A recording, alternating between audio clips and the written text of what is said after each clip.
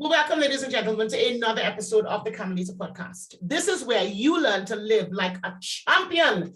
On today's podcast episode, we have got a gentleman that I would say is one of the Black champions, not just in the US, but in the world. Using his motto, the gatekeepers are gone. He'll tell us what that means. Lamar has leveraged digital marketing to move his online brands from small personal blogs to an international brand with over 700,000 social media fans. That's a lot. And 60,000 plus customers in all 50 states and 43 countries across the world. We want to know how, and we want to know why. Among the recognition received from his work, Lamar, along with his wife, Ronnie, was named as one of Ebony Magazine's Power 100, a list of top 100 movers and shakers in the Black community, a finalist for Black Enterprise, and I mean, the list is endless.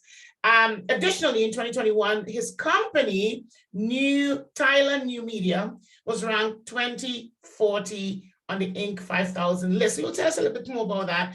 The fastest growing private company and won a ClickFunnels 2X award. So he's going to tell us about that for doing over 10 million in sales using the ClickFunnels software platform. Welcome to the Carmelita Podcast, Mr. Lamar Tyler.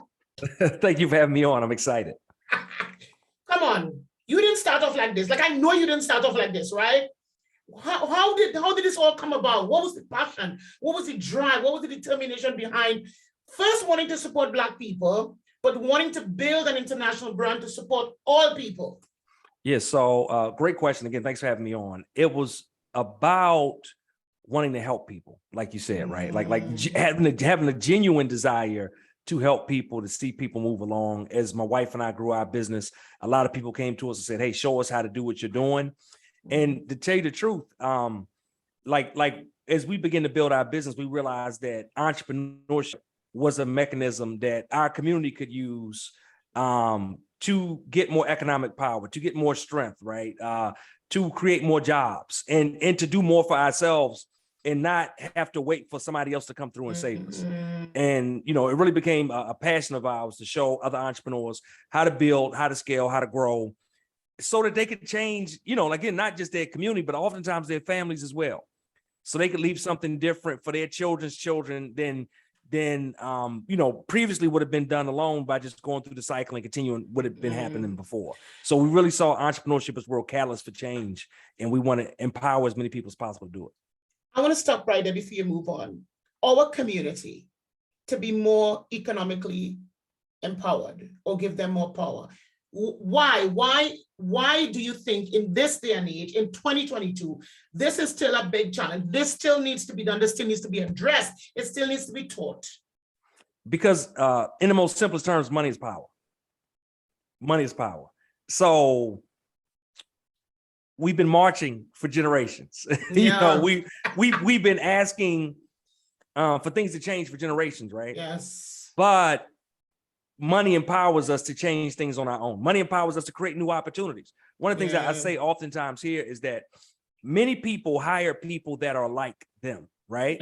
The problem we run into here is that too many of our companies are solopreneurships. I mean, it's just like that person. I create the company, I am the whole company.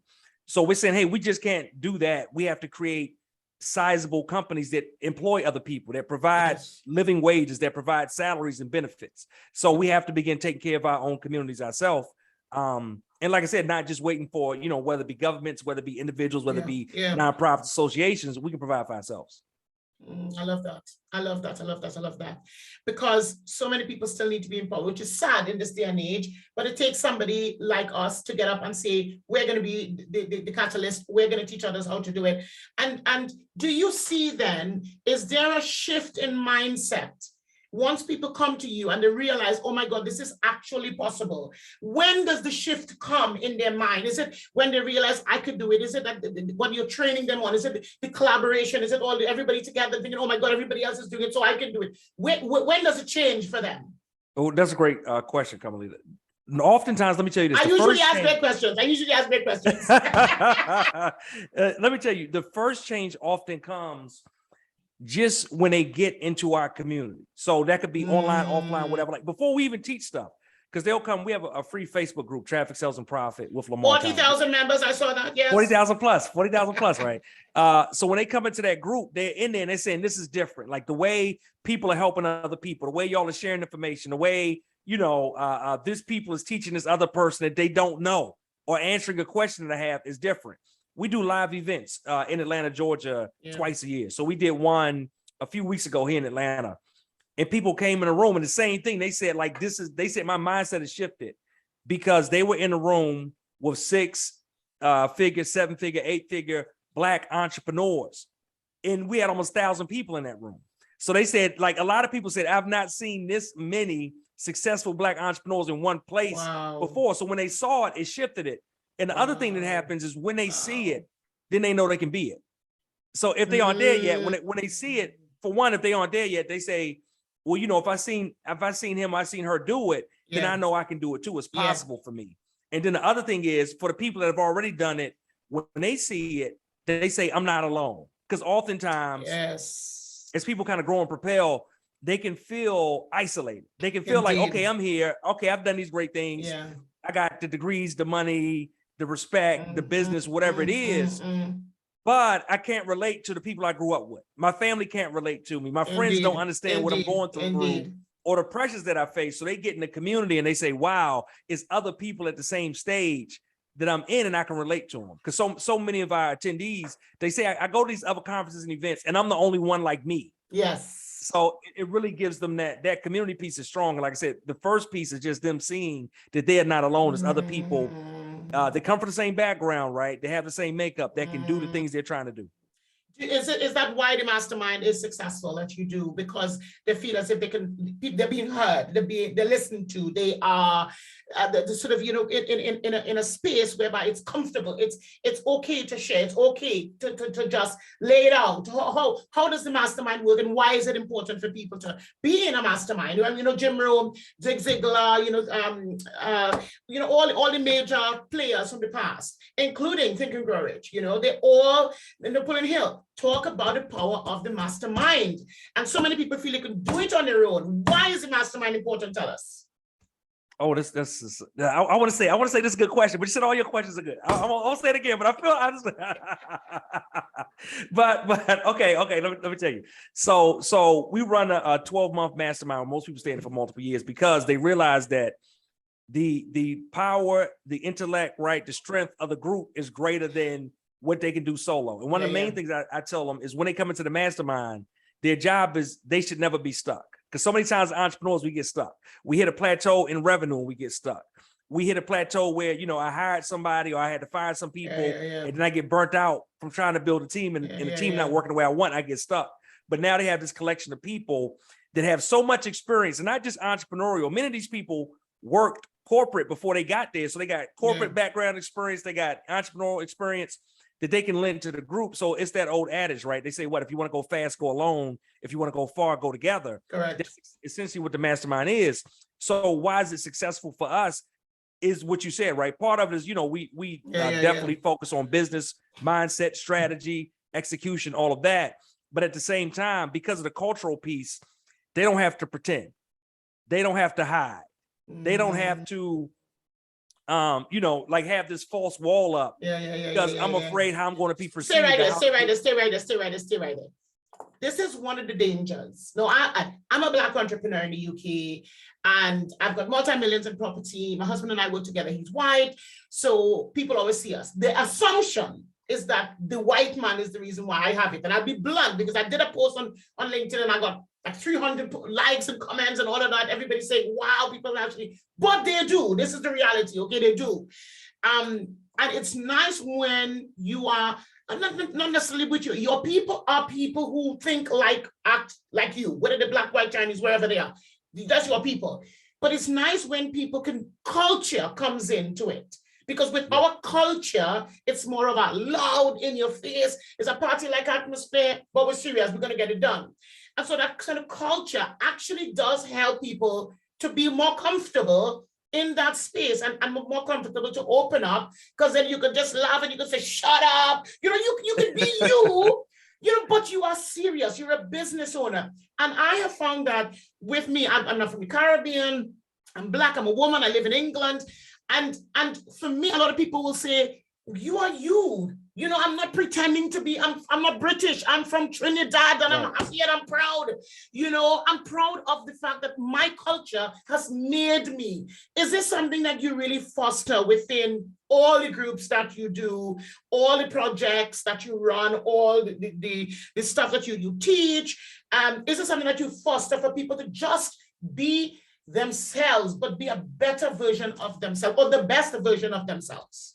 Definitely so. And I think what you said is vital, because oftentimes people think Black is just color, but Black is really culture. It's culture. And I tell people all the time, it's the same thing that, you know, here in the States, if there was an Italian person in New York on the East Coast, there's an Italian person in San Francisco on the West Coast, even though they never met, they would have this shared culture of, most likely, like, this is, you know, the religion and faith that we hold. This is how our family came together on the weekends. This is what my grandmother cooked, you know, in the kitchen, and this is how we broke bread together. Well, you know, Black people have this shared culture as well, where it's an instant connection we can have. It's a way we can talk. And again, like you said, like, a big part of that is so many times, especially in corporate, and as people work their 9 to 5s, I feel like they have to have a wall up. Yes. Where they can't authentically be themselves, in fear of being judged, in fear of being, you know, I'm not going to get the promotion I should get. I'm not going to get the job I should get. I have to tiptoe around. But that's the thing, like, in our communities that we create and foster, they can be themselves. Indeed. So, indeed. You know, you can have natural hair, you can have locks. Nobody cares, right? They're going to salute you for it and say, hey, you look good, sis. Oh, bro, I love that, right? Like, nobody's judging you off how you dress or what you do. Because it's really being judged on the content of your character. You know, Bob Marley sang, emancipate yourselves from mental slavery. None but ourselves can free our minds. I love it. So powerful, because it is in the mind. And you're right, that whole idea about the mental state and then the business state and sort of everything. So it's the whole package that they're getting to create their champion life, as I call it, and create who they want to become. It's just mind-blowing. I want to come back to this whole thing about the economic power. And I want to touch on a little with what you teach within that community about how to create your economic power. My heart and my passion is to teach entrepreneurs how to create multiple income so that they can live like a champion. That's my heart. And whether they're Black or white, I mean, across the board, I coach and teach, you know, people. That whole thing about economic power, you're right. When anybody, Black, white, Chinese, Indian, when anybody has money, there's a difference in how they're perceived and how people treat them, or how people teach them or look up to them, whether they started with little or they started with much. People just seem to treat you differently. It's sad, but they do. And you're right, it's all about getting that money is power. And how do you teach them to use that money? So it's powerful with humility and it's powerful with giving back. It's not all about it going to the heads. So this is what we do. There are a few things. One is that, you know, what's popular right now is for everyone to really preach a message of self. You know what I mean? Like, everything should be about you. You know, you deserve all these great things. You should be living this way and living that way. Where our message is a little bit different. Our message is that our community needs you. So our message is not just for you to, you know, build a great business and go to the beach, but, you know, don't go, you know, it's not to build a great business, go to the beach and I just want to take, you know, a picture of my toes in front of the water, or, you know, whatever it may be. You know, you can do that, come back, that's fine. But what we need you to do is, like I said, I need you to employ people. I need you to be a catalyst for lowering the unemployment rate in our communities, right? Yes. I need you to pour back in. We have 3 pillars in traffic, sales, and profit in our organization, right? One is that we say we will help fund Black nonprofits because we know they're underfunded, but they serve our communities. So at our last event, I said we had a few weeks ago, we raised $76,000 in just a little bit over, in just roughly like 2 days. We started the first day of the conference, the last day of the conference, we presented a check, $76,000 to a nonprofit called the Black and Missing Foundation here in the States that helps when Black people go missing. That helps them, those families actually reach out and find their loved ones. Wow. So we do this like every time we get together. So we want them like, hey, we got to create these dollars and then fund organizations that literally are helping our people. When a lot of times, mainstream authorities may be looking the other way and not really give us the same insight and care that we need. Then we say, hey, we want to pour into our youth, right? So we provide scholarships because we need young people to get into the room. Then we say we want to create funding opportunities because Black businesses are traditionally underfunded, right? It's harder for them to get access to capital. So like we need people not just to make money so they can get, the next house, the next car, the next clothes, all that stuff is cool. I'm not saying don't get it, it's cool, but it has to be so much bigger than that. Yeah, like absolutely. that's not the finish line. And literally, like we have to notice that for so many of us, and I tell my community this frequently, we stand on the shoulders of generations of people that did so much more with so much less. They didn't have access to the education. They didn't have access to they were the smartest, the brightest, and literally just could not have jobs because people said you can't have jobs because of the color of your skin, right? But they did so much and they got us to this point where we are today. They did not get us to this point for us to not, continue to carry on the torch and to help other people. And so many of us, what I find as well, we have a heart for service because so many people have helped and served us along the way, right? Old generation, so many people in our communities came together. So now in this age of where everything is dolo and self and do it for yourself and you deserve this and you deserve that, you shouldn't have to worry about other people. And we're telling people to worry about other people and to know that whatever you're creating is bigger than you. I love that. I love that. I love that. So the community understands they're building for the community. It's community focus. It's not just about money focus. So the power is in what you do with it. Exactly. The power is how you empower others to move forward. Tell us before we close off, traffic, sales, and profit. What exactly do you do there? I know it's an event, but I know you teach people about it as well. Tell us about that and also tell us about this whole Black thing, married with kids, so scenario with you and your wife that I saw. Come on, tell us. So traffic, sales, and profit. We help entrepreneurs do three things. Learn how to drive more traffic. That's lead generation, the people that you need to get into your business, whether it's a website, whether it's a brick and mortar, no matter what it is. Then we show you how to convert more sales. That's once you got those people, how can I get them to actually purchase at a higher percentage or come back and purchase more so we can increase revenue? And then we want to focus on profit, right? So drive more traffic, convert more sales, grow more profit in your business. We do this through our free community on Facebook, Traffic, Sales, and Profit with Lamar Tyler, through an online membership portal we have called TSP Propel, and then also through our 12-month mastermind program, TSP Mastermind we mentioned, and our live events we do twice a year. In addition, right, our previous brand, the first brand we started was called Black and Married with Kids.com. We wanted to promote positive images of marriage and parenting in the Black community because we just didn't see it. Like in the TV and the press and the newspaper and the movies, we never really see images of successful Black couples and relationships. So once we launched that brand, my wife and I, 15 years ago now, we had a lot of couples that came to us and said, hey, we've been married 20, 30 years. We never see ourselves represented, so thank you. And then we had a lot of singles that come and the singles would say, hey, my parents have been married for 40, 50 years, but I never see that representation. And I want that, I desire that. So it was all about, again, like providing positive images. And this is what I say with TSP, people coming in the room. Oftentimes it starts with providing an image that is possible. And then once people realize it's possible, then we can give them the education, information to teach them how to actually reach the goals that they have. I'll tell you, it's amazing because he might hear this. My builder, he's outside now, and he was saying this to me this morning. It's just nice to see a lot more people of color doing what he's doing because he doesn't really see them around where he lives, predominantly a white area.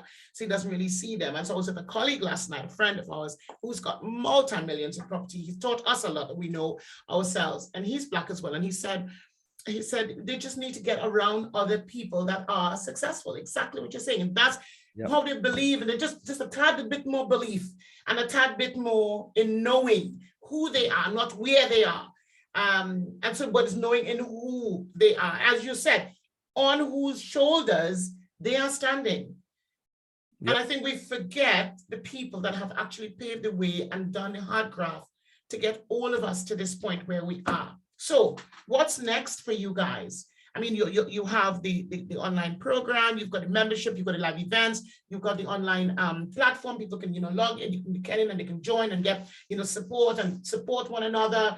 What's next for you guys? What's the next big thing? What do you want to see happen in this world using your projects, your programs, your systems? What do you want to see happen? What's the next big thing? Well, our goal right now through our programs, we work with, we had a 3-year goal and we just hit it. We wanted to reach 30 7-figure companies, right? Doing $1 million a year in revenue.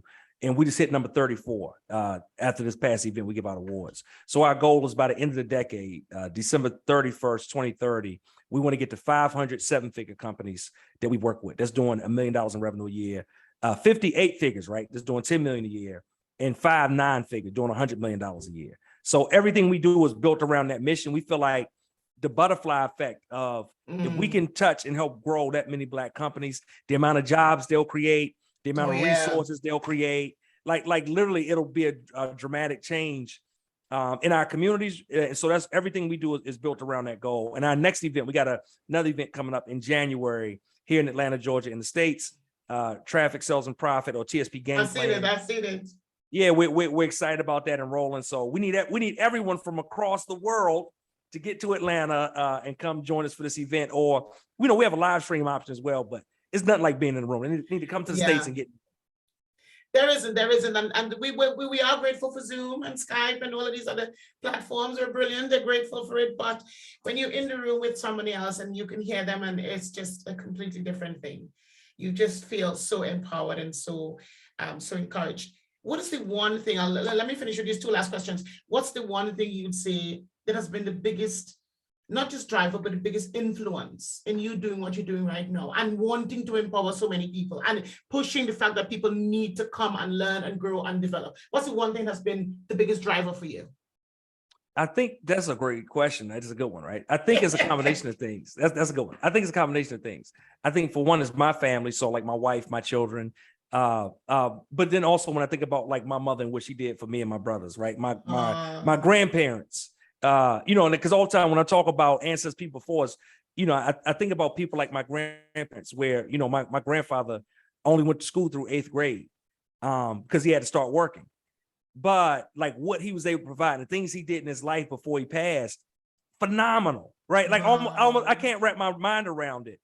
And that's oftentimes, I was telling my team, some of my staff here, I said, you'll never hear me talk about this work that we do is hard. Because he worked hard for real. I'm on a computer all day. I'm doing Zoom calls. I'm on Facebook. I'm on Instagram. I mean, it's something to it. But I'm like, the work he had to do with his hands, the things he had to do, physically every day, day in and day out to provide for his family at the highest levels. I never can complain. So it's a lot of that. Then the other thing is my clients and the people that we serve, because I know how hard they work. And a lot of times we connect them with the right information, the right resources, the right network. Yeah. And it catapults them. And I see their success. That makes me go harder to find more people like them. Because every time I say, well, if this person was able to do it because they were able to get the help from us, I know that there's other people out there, and it's my job to find those other people and give them access as well. Yeah. I like that. So the sort of the dig deep reason is sort of seeing your parents, your grandparents, achieve with little, and also wanting your family to move forward. But I want to ask you a personal question. When did the shift happen for you? What was the catalyst in your mind where you said, I'm going to do this. I'm going to do this now? What happened while you shifted? There must have been something that shifted in you. Primarily what it was is I was working for a company. I was providing, ideas and information and resource, things like that for them. And they couldn't see the vision of it. Ooh. And they weren't, and I mean, like I was doing, we had launched a website that had content geared towards the African American community. It was not a Black company that I worked for. It was a major news organization. But we had created a website. It was performing, and it wasn't something that like, hey, just an idea. We launched it, performed extremely well. Was one of the top websites in the whole station group. But they didn't want to do more with it. They couldn't see the vision. So, and every time I would go into meetings, I would talk about different things. And everyone in the room, which was different for me, everyone in the room just would have all these reasons why it wouldn't work instead of why it could work. Wow. So at some point, I just went home to my wife, one night, and I told her, hey, I'm going to stop giving them my $1 million ideas, and we're going to create our own $1 million business. And literally, that was the catalyst. That was like the beginning point. Wow. And, we went on and we did it. Wow, I love that. It usually is a catalyst. It usually is something that sort of said, get off your backside and do this. Like, what are you doing? What are you wasting time for? You could die tomorrow. What are you doing? Come on, man, just do something quickly and do it now.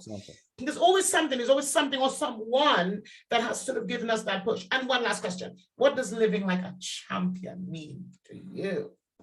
Sure. Well, living like a champion to me means that I'm excelling in life, right? And excelling in life to me means I'm doing something I love. I'm doing something that I'm passionate about. I'm doing something that I feel like is purposeful. But all of those things together, I tell people all the time, because people say, well, Lamar, I got this idea and that idea. Which one should I do?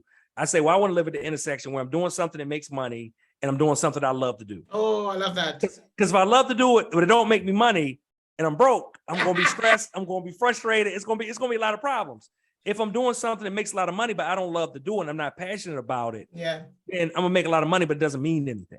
So absolutely. To me, living like a champion kind of sits in the intersection of all of those things and gives me a life of purpose and a life that I love. I love it. I love it. And again, how can people reach you? How can they attend the event? How they can join the group? Tell us. Sure. They get access to all the resources and everything at www.trafficsalesandprofit, and that's A&D, trafficsalesandprofit.com. They can also find me everywhere on social at Lamar Tyler, LamarTyler. Wonderful. Wonderful. Well, I will make sure that everybody gets this. Lamar, thank you so much for your time today. Thank you. I really enjoyed it thoroughly. Man after my own heart. Thank you so much. This is great. Absolutely enjoy it. So thank you, thank you, thank you. Well, guys, you heard it here from Lamar himself. Oh my God, wasn't this brilliant? I tell you, the thing that really touched me was when he talked about the economic power. Money is power, empowering yourself, changing your own paradigm, focusing on what you can control and getting it done. Know that you're not alone. Know that there are people that are like you, that look like you, sound like you, have your culture, that are succeeding, that are hugely successful as well. And remember, there is community. It's not just yourself, there is community. So if you'd like to know more and you'd like to understand more about how to join this community, go to trafficsalesandprofitand.com and send Lamar a message, okay? Or you can find him at lamartyler.com. He's everywhere. You can find him all over social media and just ask a question. You've got to find your own tribe. You've got to find something that works for you. If this works for you and this sounds as if this is something that you're wanting, then you got to take action. I'm all about taking action. So go out and get it done. This is Carmelita here from the Carmelita Podcast saying I'll see you soon. And I will see you.